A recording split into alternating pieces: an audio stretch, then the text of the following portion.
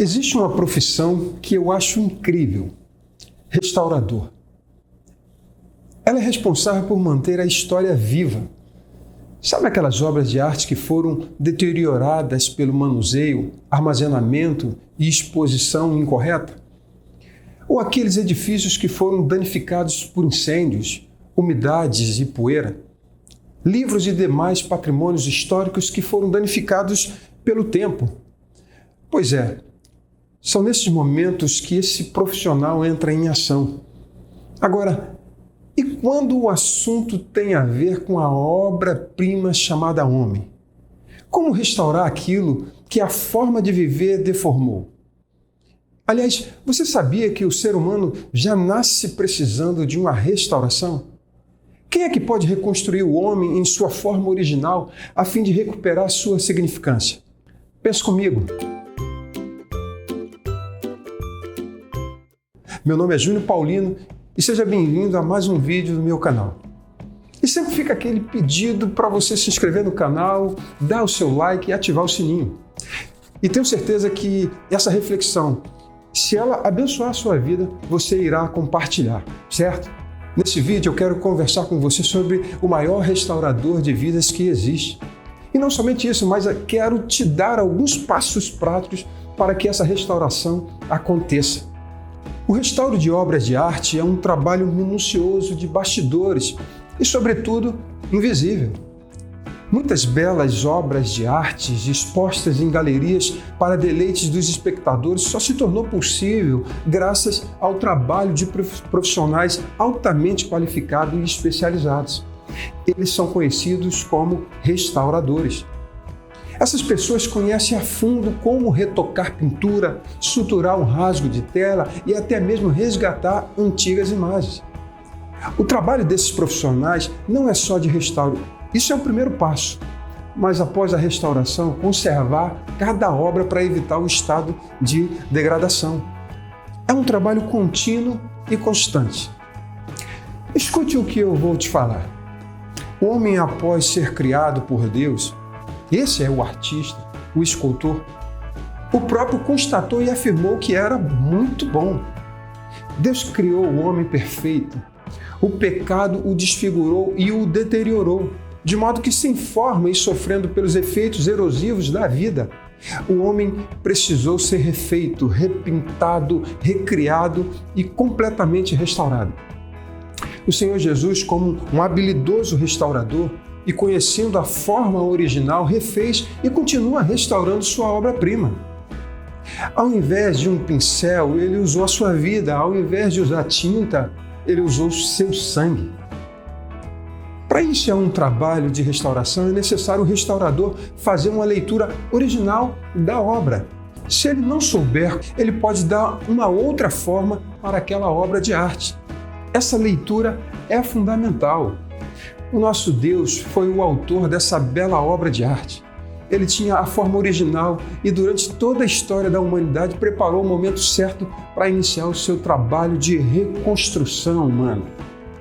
Quando você aprofunda o conhecimento de um determinado objeto museológico, passa a conhecê-lo, sabe para que ele foi utilizado, qual o material utilizado e como foi confeccionado. À medida em que você se aprofunda no conhecimento de determinado objeto e descobre a sua importância, o seu autor, será a sua maior dedicação no processo de restauração. Assim é o nosso Deus. No primeiro momento, o homem foi criado perfeito, santo. Deus criou o homem com um propósito, para que ele fizesse parte de sua família. O homem, então, foi desfigurado, o pecado o estragou. Entrou em um processo de degradação em todas as áreas de sua vida, moral, intelectual, espiritual, e afetou a sua relação com Deus e com o seu semelhante. Mergulhou em densas trevas. A interpretação de Efésios capítulo 2, versículo 1 ao 3, segundo a Bíblia, a mensagem é a seguinte: não faz tempo, vocês estavam atolados naquela velha vida podre de pecado. Haviam permitido que o mundo que não sabe nada a respeito da vida dissesse a vocês como viver. Enchia os pulmões com a fumaça da incredulidade e exalavam desobediência. Todos nós já nos comportávamos assim, fazendo o que queríamos à nossa própria vontade. Estávamos todos no mesmo barco. Graças a Deus, Ele não perdeu a paciência nem nos exterminou. Em vez disso, com sua imensa misericórdia e seu amor extravagante, Ele nos abraçou. Tirou-nos da nossa vida presa pelo pecado e nos fez vivos em Cristo Jesus.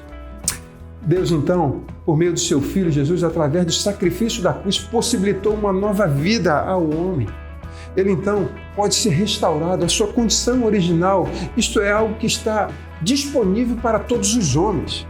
Romanos, capítulo 10, versículo 9, diz o seguinte: se com a tua boca confessares ao Senhor Jesus e em teu coração creres que Deus o ressuscitou dentre os mortos, serás salvo. Quando somos revelados acerca de Jesus, nossa comunhão com Deus é restaurada. É desse jeito, fácil assim, simples assim. Só que preste muita atenção nisso, naquilo que eu vou falar para você agora.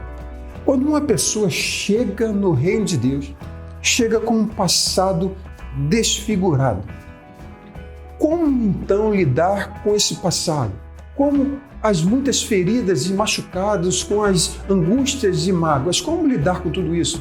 Aquelas causadas por alguém em você, ou aquelas que você causou em si mesmo, em sua alma, e também você causou em pessoas.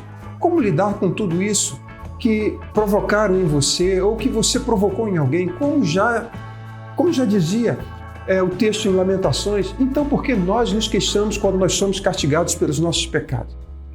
Abortos, pactos malignos, se prostituiu com homens, com mulheres e alguns até mesmo com animais.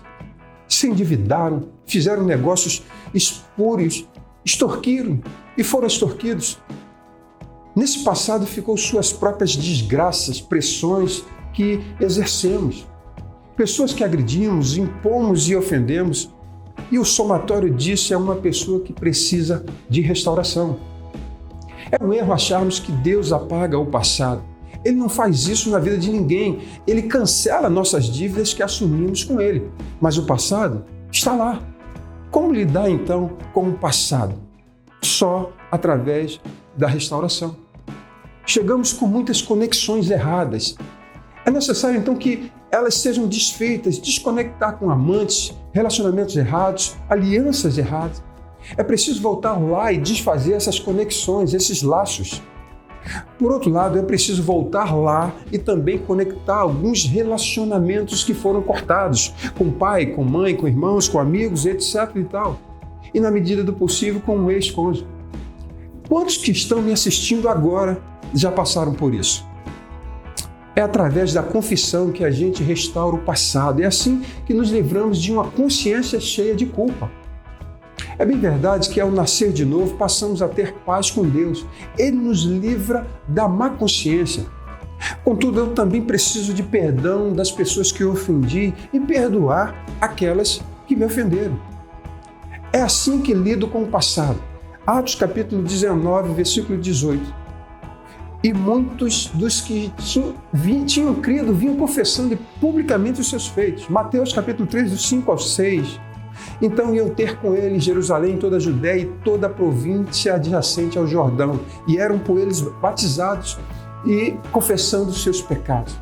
Como funciona isso? Deixa eu aprofundar. Efésios capítulo 5, versículo 11 ao 13. E não comuniqueis com as obras infrutíferas das trevas, mas antes condenai-as, porque o que eles fazem oculto, até dizê-lo é torpe. Mas todas essas coisas se manifestam sendo condenadas pela luz, porque a luz tudo manifesta. Tudo que se manifesta é luz, estando certo ou errado, quando manifestado é luz. As trevas, pelo contrário, servem para ocultar a verdade, mas quando a luz se manifesta, a verdade vem à tona. E a condenação é esta, que a luz veio ao mundo e os homens amaram mais as trevas do que a luz, porque as suas obras eram más. Porque todo aquele que faz o mal odeia a luz e não vem para a luz, para que as suas obras não sejam reprovadas. João capítulo 3, 19 ao 20. A luz revela a verdade, ou seja, quando ela se manifesta, os fatos são contemplados, quer sejam bons, quer sejam maus. A luz É este poder que revela o que está oculto, trazendo ao conhecimento a essência daquilo que foi revelado. Enquanto uma pessoa permanece nas trevas, não há como discernir a essência de tudo que está sob a ação das trevas. Quando a palavra de Deus lança luz em minhas trevas, eu então confesso, eu trago para a luz, eu revelo a essência daquilo que foi revelado. Consequentemente, eu interrompo a ação do diabo sobre mim. Ele não tem mais nada em mim porque eu vim para a luz. Mas como falei no início sobre a obra de um restaurador que não objetiva apenas restaurar a obra no original, é necessário fazer a manutenção. Estou falando de uma vida na luz também. 1 João capítulo 1, versículo 5 ao 7 diz que esta é a mensagem que devemos ouvir, que vos anunciamos, que Deus é luz e não há nele trevas nenhuma. Mas se andarmos na luz como ele na luz está, temos comunhão uns com os outros. E o sangue de Jesus Cristo, seu Filho, nos purifica de todo pecado. Muitas pessoas têm deixado o convívio da igreja, deixando de congregar, de viver em relacionamento, porque estão em trevas. Muitos casamentos de cristãos estão abalados por falta de luz. A base da comunhão é uma vida na luz. Precisamos entender também que o perdão é para aquilo que eu fiz, mas a purificação, aquilo que me leva a fazer algo errado, a essência só será tratada através da confissão. Logo, para tratar aquilo que eu sou, aquilo que me leva a fazer algo errado, é através da confissão. Isso é tocar na raiz. Provérbios capítulo 28, versículo 13, diz o seguinte: o que encobre as suas transgressões nunca prosperará, mas o que as confessa e deixa alcançará a misericórdia. Não pense que vai prosperar tendo uma vida em trevas. É assim que eu lido com o passado. Em relação ao presente, se por um lado a confissão restaura o nosso passado, a restituição restaura o presente. A gente canta sempre canções tipo restitui, eu quero de volta o que é meu. Sempre queremos a restituição daquilo que entendemos que é o nosso direito. Mas antes de querer para mim, eu preciso querer para os outros que ofendi. O que você entende que precisa restituir a alguém? Que tal pagar aquela dívida? Não importa o valor. Ou quem sabe devolver aquilo que você pegou emprestado? E eu concluo dizendo, quando eu restauro o meu passado, praticando a confissão, o perdão, quando eu restauro o meu presente, restituindo, eu estou pavimentando o meu futuro. Essas verdades praticadas são as sementes para o futuro. Se você chegou até aqui é porque está interessado em restaurar sua vida. Então, não perca tempo. Confesse a Jesus primeiro como dono de sua vida. Deixe o Espírito Santo trabalhar na reconstrução de sua história. Seja obediente à sua voz em todas as direções dadas por Ele. E a partir daí, viva a vida como Ele planejou para você. Deus abençoe a sua vida.